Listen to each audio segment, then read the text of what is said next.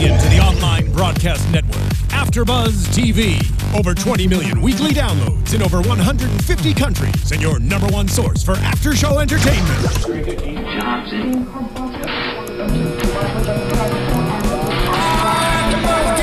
AFTERBUZZ TV, the destination for TV superfans. Producing aftershows for over 300 of your favorite TV shows. Interviewing celebrities and showrunners. And bringing you behind-the-scenes exclusives. All thanks to E! Entertainment's Maria Menounos, producer Kevin Undergaro, and internet leader Akamai. Now, let the buzz begin! Hey there, Doctor Who fans! I'm really excited. I hope you're in a good place because we're about to go on a really huge mind trip as we delve into the Doctor Who Classics episode, The Mind Robber. Here at AfterBuzz TV, I'm your host, Zach Wilson, and joining me on tonight's fantastic panel, Megan Salinas, and Katie Cullen. Hi, all my buddies. I don't know why I'm going to sports announcer all of a sudden, but I'm just gonna embrace it. This theme that's just like, yeah. Oh, it just jazzes me up entirely. Oh yeah. I'm gonna get rid of this. Careful, you might become a fictional sports announcer. I know. I can't describe myself or. But suddenly, Zach Wilson. this was. Let's just dive right into it. I really enjoyed this episode. It was trippy and weird in all the best ways. I feel like again, with most of the episodes that we cover, the first episode of this story was just kind of odd and useless, and the rest of it was amazing. Oh, I disagree. I liked it. Crossover fan fiction battle royale. It was awesome. I actually liked all of them. I didn't really have a problem with the first episode. Like, I mean, it wasn't too, it didn't take too long to kind of pick up on what was going on and everything like that. And then once you do realize what's happening, you're like, oh, that's pretty interesting. Yeah, I mean, I thought it was fun. I mean, it started out like, what is happening? Like, we were watching, I'm like, all right, it's the late 60s. Somebody's on acid. No judgment. Just one somebody? I mean, all of the somebodies. Admittedly, Doctor Who kind of begs that may have been a thing a lot of the time, but no more so than especially the first 2 episodes of this story. But I love the idea of what I will just refer to from here on out as the fiction verse. No, it's cool. I was initially disappointed that it wasn't the Master that we initially thought it was. we knew that there was a character in this one called the Master, and I didn't think I'm trying not to look ahead before I had a chance to watch. Spoilers. All I knew was there's a Master in that episode. I figured it must be the Master that we know. And we all got excited, and then it wasn't. It was just the author. But I really liked this character, regardless of the naming confusion. This was a good character. It was a good story. I liked the world and the concept. This is like the most meta Doctor Who episode ever, because you've got like the big theme throughout this is you've got a fictional world within a fictional world. Because why not? Yeah, because I guess when you open up trapped in lava and you have to just like phase the TARDIS out, you don't know where you're going to wind up. Itself. Yeah, and you wind up in. Well, I guess this is the argument that I've seen some people debate back and forth, and I think it's a reasonable argument. So I want to see what you guys think. Was any of it real? Good question.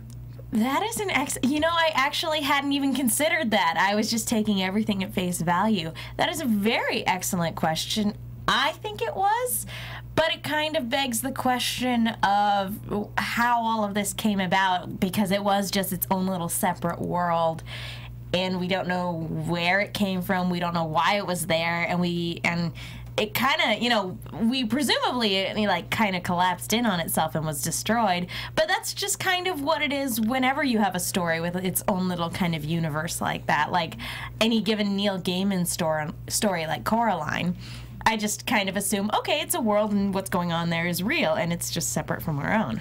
I'm going to go with yes, because there's no reason for it not to be. Because the show itself doesn't have that unreliable narrator aspect, and the is it real or not question tends to come hand in hand with well, can we trust the person telling the story? Was it all a Doctor Who- dream? Well, yeah, and Doctor Who goes completely beyond that because there isn't necessarily one single person telling the story. We've got a third-person omniscient view. So that removes the unreliable narrator idea, and therefore there's really no reason for it to be all a dream. That being said, though, before you really understand what's going on, you are asking yourself that question a lot because you don't quite know what's happening as the master is manipulating everything, and you don't know why the world is changing. Oh yeah, what the heck is this? Was something I was saying a lot while I was watching before. It was like, oh, crossover fan fiction world. I've seen people do this before.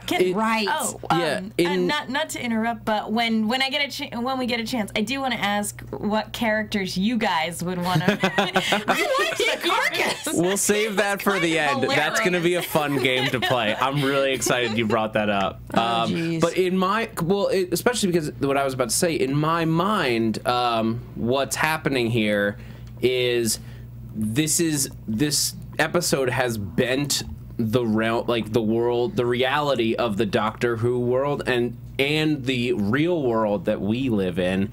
And in the way I'm sort of approaching this after the fact is that this episode takes place within the writer's mind, not the writer that we see, the master, like the writer, actual writer of yes, the show. the show writers. It takes place in their mind. Do you ever see The Never-Ending Story, by any chance? Yeah. There were a couple moments watching these episodes where I got a very end of the Never-Ending Story vibe to it. I'm like, I see what you're doing, TV show. Well, and there's this, I've seen this trope actually in the animated Justice League series in the late 90s, early 2000s, where they had a couple episodes where they wind up in an alternate dimension, and it's all of these heroes that they knew from comic books in their world. And it turned out that that the person who had been writing those comic books, for some reason, had a window into this other dimension and was watching what these characters were doing, and then writing it down and selling it as comic books in their dimension. And then when an apocalyptic event happened in the other dimension, the comic book stopped in ours.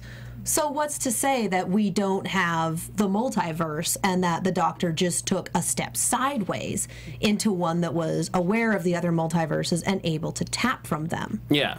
Well, yeah, especially because we just, picked up some poor random guy got kidnapped, and it's into his imagination. I guess why I latch on to that idea, like, one, it just is like exactly where I feel like if you're tripping on acid and writing an episode of science fiction, where your mind all of a sudden that's Dr. where Who my went mind being John Malkovich. Yeah, that's where my mind goes. That the characters are in my head, man. What are they doing up there? And like, what does my brain do when the characters are invading my head? They're being traitors because they call him a traitor, and I think that that's a very interesting point. That like, as if he belongs there, because you're not a traitor if you're an outsider. Then you're an invader. Mm-hmm. A traitor is somebody from within. But it's as one of your own characters, one of your own creations, quote unquote. You should do what I say. If you don't do what I say, then you're betraying me. That's how this works. But like, I'll say that, and I'll just jump to the obvious quote, just because it's in your head doesn't mean it's not real. Dropping some Harry Potter quotes in here.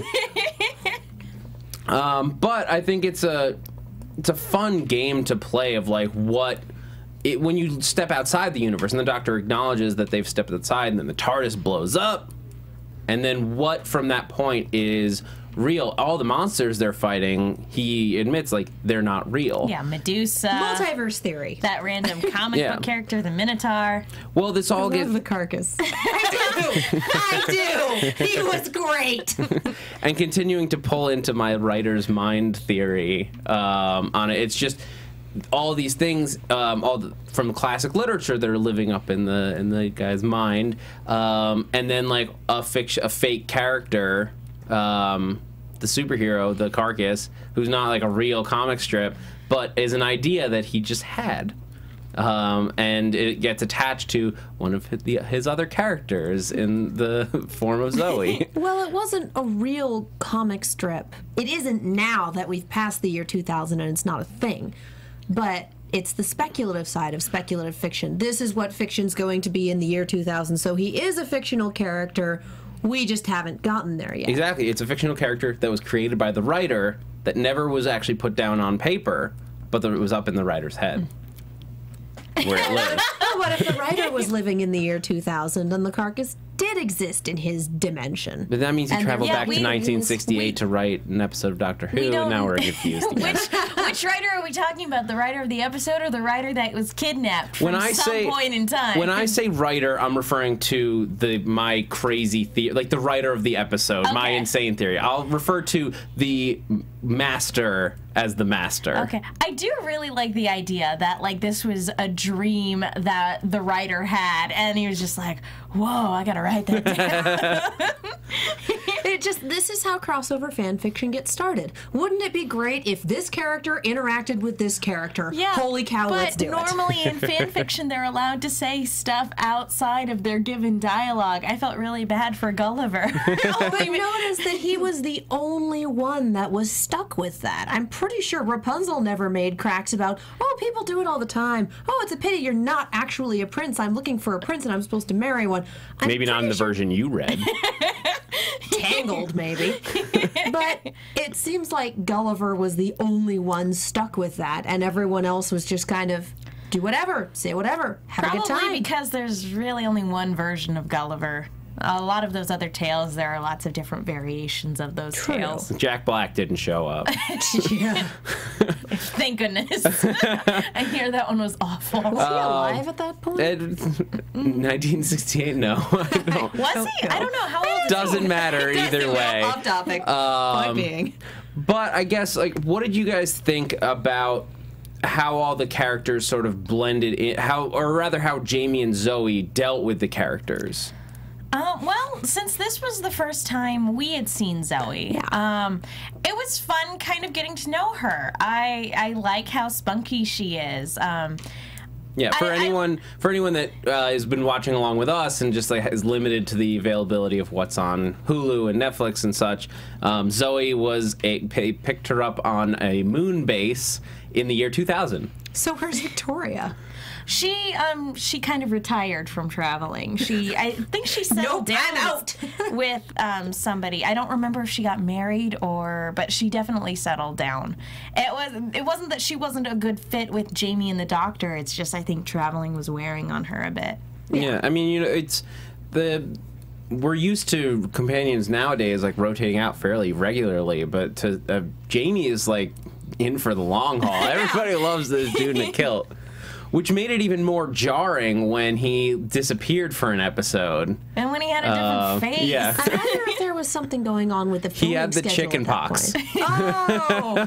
So they're just like, we're going to make a cardboard cutout of you, and then have the Doctor put on the wrong face, and then cast another guy for one episode, and no, seriously, it'll be great. Yeah. Well, it's the kind of thing that... It worked. It's the brilliant stuff that comes of just random production things. Like, creativity is born out of necessity. You can't predict when your actor is suddenly going to get ill, but you have to keep shooting. Nowadays, they just postpone and, like, pick up time on the back end with post. We'll fix it in post.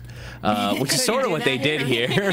The cardboard cutout. But it was such a... it added to the bizarreness of this fiction verse, of this world that we've built in, where you have to rebuild people's faces. It made the master so much more manipulative. Yeah, and it does leave you asking questions about, again, how much of this is real. Is that really Jamie, even though we rearranged his face a little? Like, is that still him, or is this like a separate creation that happens to be a character? I do love that. I think it cemented that it was Jamie when he had the "what happened to my face" reaction. If he'd just gone on like, "this has always been my face," that would have been really weird and more suspicious than usual for this place. And I did love the Doctor's reaction, like, "Don't say anything. You're fine. You're fine. You're good. You're good. It's cool. Happens all the time. I did it once." Well, fair enough. But I really did enjoy the playing between, especially once we get the reveal of the big brain. Yes. That the master is like just caught in the web of what I think of as the writer. But like I love like the ticker tape, like where Jamie's just like reading the story. Error. What? Yeah, and like it was really cool too to see like things getting written out, and then the Doctor doesn't do that, and so they're like, okay, we got to change it up. He's not listening to the script. Fine, he's improvising again. But I mean, I guess the interesting idea of the Doctor being brought in to run this whole fiction world is very interesting, because we think of the Doctor as this just like hero. Like, he very much is a fairy tale, especially like when we blend the idea of the Master, who was a children's fiction writer, and the Doctor is a children's fiction character. True. So you could almost see that, like, maybe I've got it a step wrong. Maybe this guy, maybe the Master created the Doctor in some bizarre way. That's an interesting way of looking at it. I don't even know what I'm talking about anymore. No, I think we've hit that point where the theory has folded in on itself so many times, it's imploded. Well, I also kind of like the idea, just talking about that comparison of the Doctor being a children's character who has literally run away. You know, like the writer almost has no control over this character anymore. Like, he's just kind of doing whatever he wants to do, and the writer just has to try to keep up with that. That's kind of an interesting thought. Honestly, if you write a lot, that's what happens. You create a character, you expect him to follow this outline, and suddenly it's like, what are you doing over there? Why are you talking to that person? That person's not okay, and now that person is important. Great, now I have another character to fit in. Now why are you over? You're supposed to be friends with that person, and you're picking a fight. Follow the outline.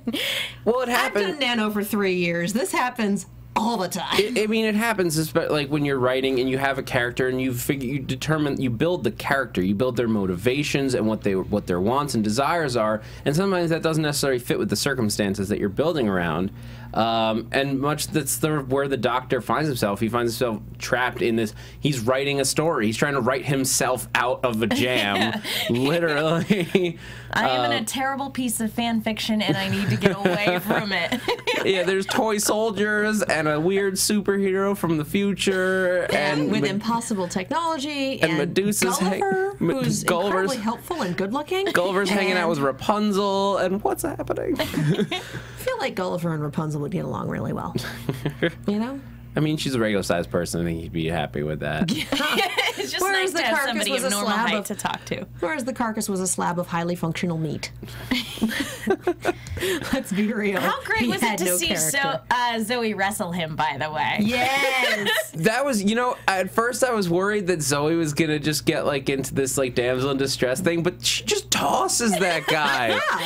Yeah. Leverage. While the Doctor is kind of like, I don't know what's happening right now. Leverage and a lower center of gravity. It is really easy for a girl to throw a guy. Just. Well, I did, just speaking to that moment, Megan, where the Doctor sort of freezes, like it reverses, where he's like, God, just don't, it doesn't exist. The unicorn does not exist. Just say it doesn't exist and it can't hurt you. It's like Santa Claus. He doesn't believe in fairies. Don't clap. If you don't believe, don't clap. I know. But then the Doctor's confronted with a character he's not familiar with, and he can't convince himself that it's not real. Because he knows nothing about it. Yeah, because he doesn't know that it's fake. For all he knows, it does exist in this realm. Because he's still trying to differentiate between what's real and what's not. I'm just really glad it wasn't the unicorn from Cabin in the Woods. that was a mean. You want to talk about crossover fan fiction gone wrong? But no, I really liked that, and so especially with earlier, he had to convince Jamie and Zoe, like just say it's not real, and that's when Zoe, when he can't say that himself, that's when Zoe has to step up. And I miss Victoria. I'm not, like, I'd be lying if I said that I didn't miss her. But I do like Zoe, and I like what she brings to the table with this trio. Yes. Yeah, it's fun. I mean, really, the Doctor and Jamie have a great dynamic in a way that we haven't in modern run. We've never had with a male companion. Like Rory was like the most forefront male companion that we've had. He was also the tin dog. I mean, yeah. Rory. Well, oh wow! No, I mixed up my names. I'm thinking of Mickey. Wow. No, Rory. Amy's Rory. But Rory he very much existed in the TARDIS through Amy. He was never going to travel with the Doctor on his own, and it makes me think. I wonder if we're going to go back there at all, where you have a male companion with the Doctor. I know that I love having the female companions, but it is just something that's interesting about the dynamic difference between these early years, where they were very settled on at least one and one. There had to be two. There were almost always two companions, and there was almost always a guy and a girl, and then the Doctor. And we didn't feel the need to throw them together. Yeah, I kind of like the idea of a trio with none of them. As much as we like shipping and everything like that, I kind of like the idea of a trio that's not romantically involved in any way, in any direction. Yeah. Never, it will never happen. Not in the modern run, I don't think, right now, because just kind of the way television is going right now. And Doctor Who, though it it was primarily for kids back in the day and families, it's skewing a little bit more now towards a teenage audience. It's still campy. The way that family show. Yeah, the way that you could describe Doctor Who right now is you would refer to it as a family show, in that it is applicable to an entire family. An adult can watch it, a kid can watch it. There's like maybe some episodes that younger audiences won't want to show, like a 5-year-old episodes where people are dying, depending on how sensitive they are. So you mean most of New Who nowadays? But it is a family show, like for everyone from the ages of 8 to 80. Like everyone can watch it. That's the idea. It's not a children's show exclusively. You disagree, Katie? I disagree, but that's neither here nor there for this particular panel. We're talking about classic. Okay. Yep. All right. Well, you don't need me going on for the next 10 minutes. Well, anyway, but I do want to talk about like a lot of the comparisons that we sort of find in this episode. I thought that the biggest similar episode to me and I instantly thought of was Amy's Choice, which is the Dream Lord episode where we've got the dual dreams, like which reality is real? Is it Amy and Rory living in some rural London or rural England, or is it them trapped in a freezing TARDIS near the heart of a cold sun? And it's very trippy, the same way that this is, and you can see Moffat's influence coming from this episode. Yeah, it's always interesting when our crew in the TARDIS is seeing things that you can't tell are real. I think of the Doctor's wife, actually, when it comes to like seeing things in the TARDIS itself that aren't quite real. Mm-hmm. That's the one that I think of. But yeah, it's always interesting when it's like, I don't know what I'm looking at. I don't know what's real. And the Doctor's wife is another episode where we stepped outside of our universe.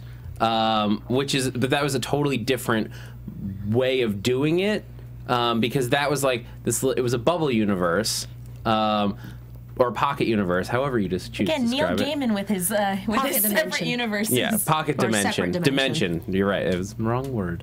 But that one. But it felt very much like reality. Mm-hmm. There was a few different rules in that, like they were living on like a being, but it wasn't like the rules of reality weren't completely bent the same way. That this is like everything's changed. Like fiction is reality, and reality is potentially fiction. Different dimension. Different dimensions have different rules. Some are similar to the rules we know, and some are just like, are you sure that's how it works? Boy, they didn't do it like that back home. And that's like what Doctor Who can do. More so, I think the classic sort of took these swings in a way that modern Who doesn't always do. I think partially because fans are a little bit more discerning about the rules of like the pre-established rules that have been like for 50 years we've been setting up rules that the Doctor has to live in, and now fans have the resources on a computer to be like, well, in the 1975 episode it clearly contradicts what you're doing now. Not that Stephen Moffat has much care for paradoxes. Wibbly wobbly. Yeah, exactly. You get a paradox, and you get a paradox. But that's supposed to be but I think that's sort of the fun of Doctor Who, and why this episode works. That it doesn't matter. It doesn't matter if something is a paradox as long as it's a good story and it's fun. You know what I kind of thought of when this episode wrapped up and everything like that? To me, it kind of felt like the TARDIS literally stepped into the Twilight Zone. Yes. And the Master reminded me a lot of, there was a Twilight Zone episode where a kid could manipulate reality. And he so sent a you to little the children of the cornfield. corn, yeah. Well, that's a different thing. But that's what it reminded me of. Just the idea that there's somebody who can manipulate the world around you, and again, you don't know what's real and what's not. Yeah. Well, it just again to my theory of like they're inside of the writer's head. That's the alternate dimension that they're in. There's one moment, and like there was an article that I was reading about the episode, and it's early on, and I think it was a production mistake more than anything else. But one of the monitors, like the screens that they're looking at when they're scanning like the area, apparently you can see the end credits of Doctor Who on the monitor. Oops. And you could argue maybe it was an accident, maybe it wasn't. Maybe that was the intention, to be like, they are in a weird place where Doctor Who, the TV show, is on the TARDIS's TV screens. Can we talk about how easy it was to make Jamie and Zoe fictional characters by literally shutting them in a giant book? That was just like, really? Okay, guys, let's roll with that. I thought it was funny. Definitely one of those, are you serious moments. Well, but again, we're in a fiction verse. We're in a world where whatever you needed to represent them becoming fictionalized, that was what basically you could argue that their brains were projecting what they imagined to be. Their thought is, I am being turned into a fictional character. What does that manifest as? How does that danger become real? A book closes on me. You could say they closed the book on that one. Boo. Oh, come on. You walked right into that. Come on. Puns. I needed at least one. Thank you. Thank you. Jeez. There's the canned sound has more energy than you guys. One more like modern fan sort of look at this that like feeds my crazy inside the writer's head theory. The Master mentions that I think it was the Master, that he created a character called Captain Jack Harkaway. Yes, I about lost it at that point. I actually wasn't even thinking about that, but oh my gosh, I love it. That seems a little forward thinking for the 1950s, don't you? No, think? it's totally like but I'll bet you anything that somebody said, I don't know if this is true. I didn't do my research on this specific detail, but is Moffat credited with creating Harkness? Because he was writing at that point. The episodes, they handed him the character and said, he's going to be introduced in this episode. Go. Okay. So Moffat didn't create him. He wrote the episodes that introduced him. But he was a Davies creation. Okay. Which is why Davies ran with Torchwood. Got because these are his original characers, do not steal, and he wants to write his own fan fiction over here. Whoever it was in the room that named Captain Jack Harkness, I have to think that because these are the people that know Doctor Who better than anyone. Oh, yeah. Somebody had to have been like, in the Mind Robber, there's Captain Jack Harkaway, and maybe that's like. Maybe they didn't want to be like too direct with it. Mm-hmm. Well, and they may not have even been thinking. So in this particular episode, this particular thing it may have just been something that was stuck in their brain because they saw the episode once when they were 15. Yeah, and then the name it was comes just out. Something that like buried in the back of their subconscious, and all of a sudden they're like, character name, Captain Jack Harkness. That has a good ring to it. Yeah. So who knows? I like both ideas. I like both. I like the idea that it's an intentional reference, and I like the idea that it was something that was planted in the back of their mind without them knowing. It's the writer coming up. Or they legitimately tried to name him Captain Jack Harkaway, and there was some legal stuff where they're like clearance didn't come through. Like, there's an actual guy named Captain Jack Harkaway. We can't name Or it. they figured that Harkaway wasn't a modern enough name, but Harkness has a better ring to it. It definitely has a more intenseness to it. That's the rebooted version. Yeah.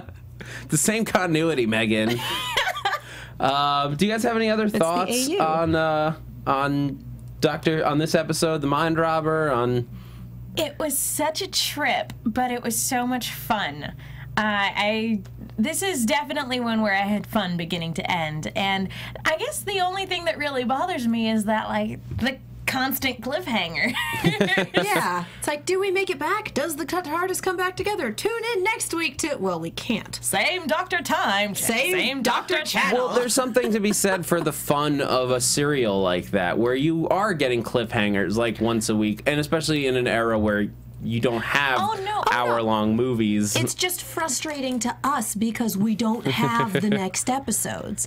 That's the issue. It's not they shouldn't have done this way back then. No, it was incredibly intelligent to do it back then. You're doing it like Scheherazade. We get to the point and, well, you have to come back next week for the rest of the story. For us, because the episodes physically don't exist in our reality anymore, we would have to go to a pocket universe in order to watch these episodes. Yes, we would. And even then, there's no guarantee that we wouldn't become fictional characters in the process. So maybe we are fictional characters. In someone's mind, most likely. So we do have a Ruby team. Before we wrap up, I do want to play Megan's game. Oh my god! And so, Megan, it's your game. I'm going to make you go first. Am I allowed to pick any fictional characters? Well, you had the idea. What exactly are the parameters of this game? You know what? Let's just go with yes. Any fictional characters. We'll go with comics, TV, movies, any medium. Or since they were fighting like the Minotaur and stuff like that, you can go with like the classics. Well, so like what's the question? Okay, if you were stuck in a pocket universe and you only had a couple fictional characters to help you confront the Master, which characters would you want on your side? Oh man. Frank and Sadie Doyle. Frank and Sadie Doyle. I don't know. From the Thrilling Adventure Hour. As played by Paul F. Tompkins and Paget Brewster. It's from a podcast. And now comic series as well. Really good podcast. It's like every answer, I'm getting further away from it. But yeah, Frank and Sadie Doyle. I kind of want Carlos from Night Vale, but I'm not sure if actual science would work here or if that's just glorious BS. He doesn't have actual real science. He doesn't have kind of like nobody has actual science in Night Vale. They really don't. And Artificial Intelligence Program Delta. That's a good one. From Red vs. Blue.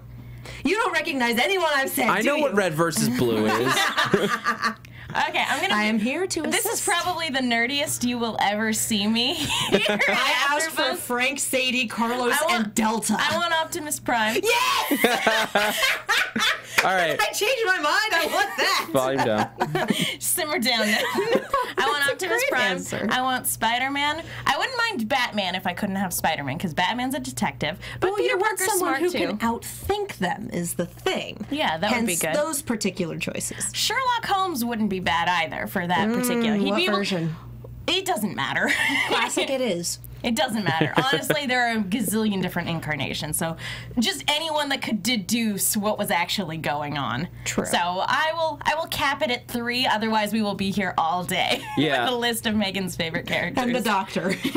You know what? Well, the Doctor would be a great answer. You stole part of my answer because, like, I was gonna my first choice was I was tempted to go with Spider-Man, but instead I choose to go with Spider-Gwen, the recent alternate universe where Gwen Stacy is Spider-Man, or gets Spider-Woman. She's badass. She's this is the greatest character right now.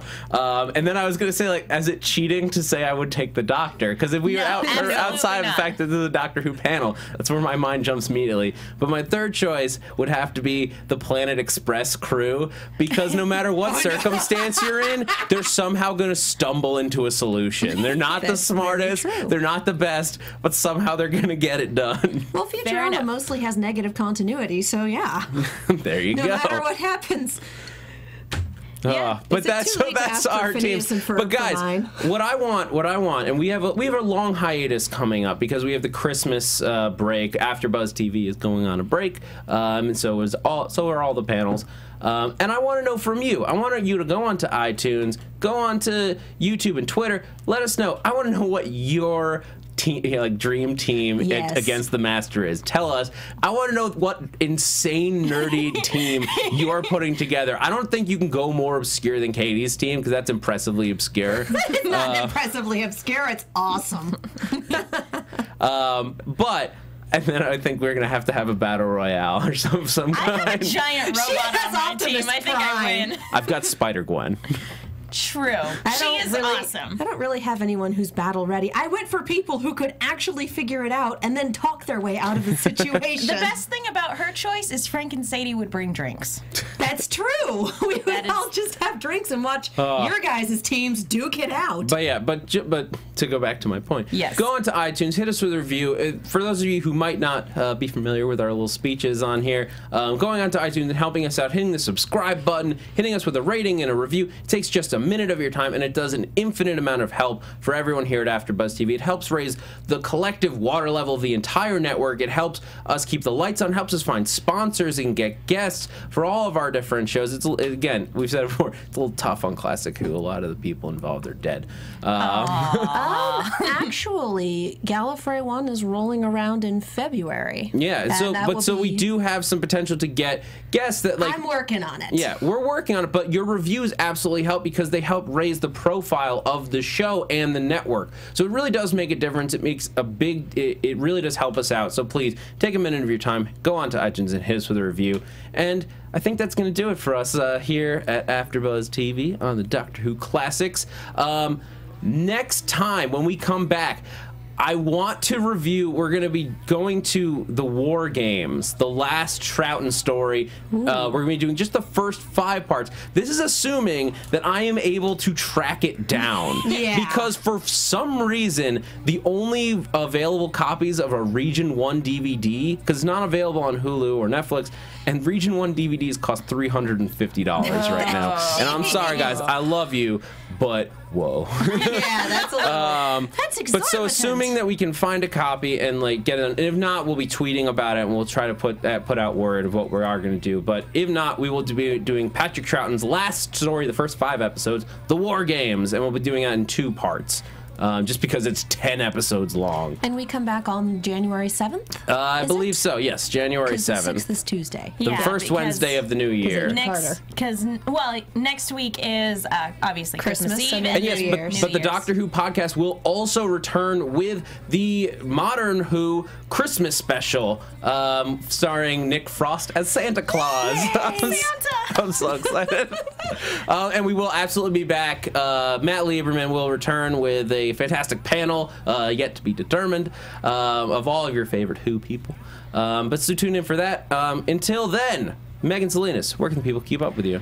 You can find me on Twitter at TheMenguin. That's TheMenguin. I'm also on a bunch of shows here at AfterBuzz, including the upcoming Agent Carter and Ascension later tonight. I'm Katie Cullen. You can find me on Twitter, Tumblr, and now Instagram at Kiaxet. That's Kiaxet. I'm also on Arrow, which comes back on the 21st. Long hiatus. And I'm Zach Wilson. You catch me on Twitter at @ZachWilson, ThatZachWilson. And also here at AfterBuzz, a ton of new shows coming up in the new year. We've got Helix is coming back. We've got Agent Carter with Megan Salinas. We've got Better Call Saul coming up in February. The Doctor Who Christmas special, I'll be there for that. So guys, I'm Zach Wilson. Thanks for geeking out with us. Woo. From executive producers Maria Menounos, Kevin Undergaro, Phil Svitek, and the entire AfterBuzz TV staff, we would like to thank you for listening to the AfterBuzz TV network. To watch or listen to other after shows and post comments or questions, be sure to visit AfterBuzzTV.com. I'm Sir Richard Wentworth, and this has been a presentation of AfterBuzz TV. Buzz you later. The views expressed herein are those of the hosts only and do not necessarily reflect the views of AfterBuzz TV or its owners or principals.